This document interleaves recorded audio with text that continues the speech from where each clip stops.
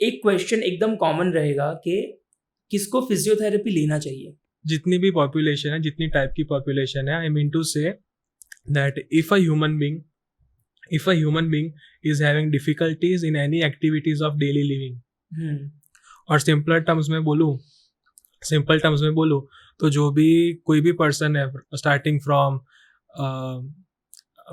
from an athlete to a homemaker to someone who is working in a MNC company, Correct. someone who is a laborer, someone who comes. So physiotherapy is for all the human beings who come from different status of the society.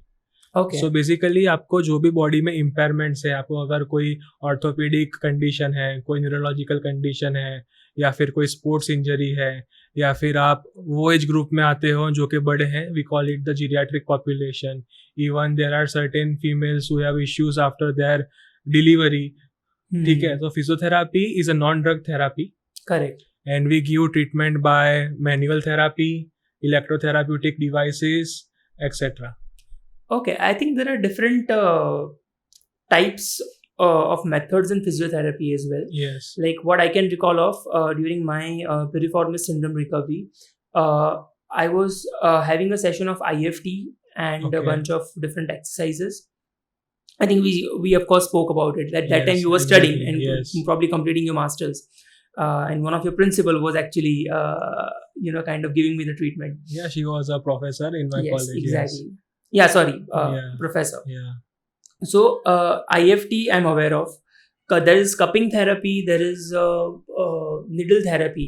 So ये अलग अलग differentiation क्या है different therapies में? मैं वही समझाता हूँ. देखो, so physiotherapy is first of all a non drug therapy which aims at restoring your quality of life.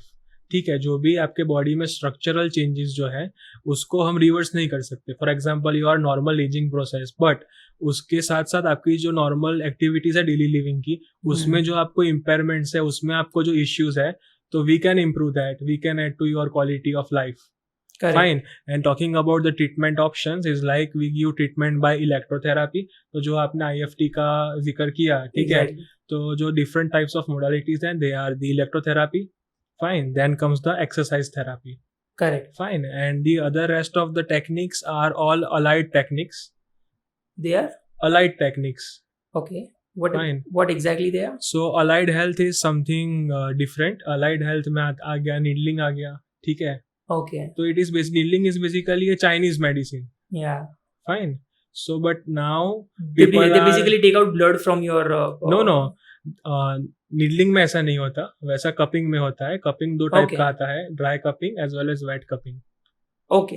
Fine. तो उसमें in wet cupping they take out the blood. Okay. And what exactly is needling all about? So needling का मैं आपको बताऊं, उसके बहुत सारे, देखो जो भी ट्रीटमेंट हो, इलेक्ट्रोथेरापी हो या एक्सरसाइज थेरापी हो, उसके डिफरेंट क्राइटेरियाज होते हैं, उसके इंडिकेशंस भी होते हैं और कॉन्ट्रा इंडिकेशंस भी होते हैं. फाइन.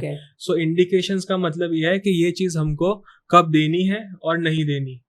आई मीन इंडिकेशंस वो है कि ये चीज कब देनी है, ठीक है, और कॉन्ट्रा इंडिकेशंस मतलब कि कब ये चीज नहीं देनी. तो as an independent profession, what we have to do is when a person comes to us, we thoroughly assess the person. Okay. When a new patient comes, we thoroughly assess him or her, and then we do the diagnosis, we confirm the diagnosis, we match the diagnosis with other reports too. Fine. And we made a custom protocol for the patient, and we treat them accordingly by setting up goals. So एक goal setting करते हैं कि ये person को ये issue है, ठीक है. फॉर एग्जाम्पल के पर्सन को पेन है. फाइन. फिर उसको जो रेंज है, for example post operative total knee replacement का केस है. फाइन. तो उसमें कुछ टाइम के बाद कोई फीमेल पेशेंट है फॉर एग्जाम्पल. फाइन. तो उनको नी की जो रेंज है दैट इज रिस्ट्रिक्टेड. फाइन. तो वी असेस कि उनको पेन है, फिर उनको reduction in range of motion है, तो हम पूरा असेसमेंट करते हैं. उसके बाद जो भी नीडफुल होता है we provide that treatment. Okay. And talking about needling has also many indications too. So basically क्या होता है कि there are two types of injuries. One is acute injury, another is the overuse injury. Okay. In sports. Fine. I think mine was overuse injury, right? Yes, yours was overuse injury. तो क्या होता है कि जो acute injuries होती है वो recently जो इंजरीज होती है, फॉर एग्जांपल एक फुटबॉल प्लेयर है, वो ग्राउंड पे खेल रहा है और खेलते खेलते एक खड्डे में उसका पाँव आ गया और उसका एंकल ट्विस्ट हो गया, करेक्ट। फाइन। तो वो जो इंजरी हुई उसको हम एक्यूट इंजरी बोलते हैं कि जो रिसेंटली हुई है। और जो injury that is developing over the time, आप एक मसल है उसको आप ओवर यूज कर रहे हो, फाइन, तो उसमें छोटे छोटे नॉट्स फॉर्म हो जाते हैं, ट्रिगर पॉइंट्स, फाइन। Okay. तो needling works in trigger points. Okay. So we break the trigger points with the help of needles. As I said, it is not the only treatment. It is adjunct the treatment. First of all, किसी के पास कोई case आता है तो we just not किसी के पास कोई case आता है तो we just not do the needling. Fine. पहले सीधा वो हम नहीं करते, हाँ पहले पहले of हम course चेक वो- करते हैं कि उसकी नीड है हाँ, कि नहीं। Correct Fine. There are other treatment available also. Correct. So सबसे पहले डायग्नोसिस होता है।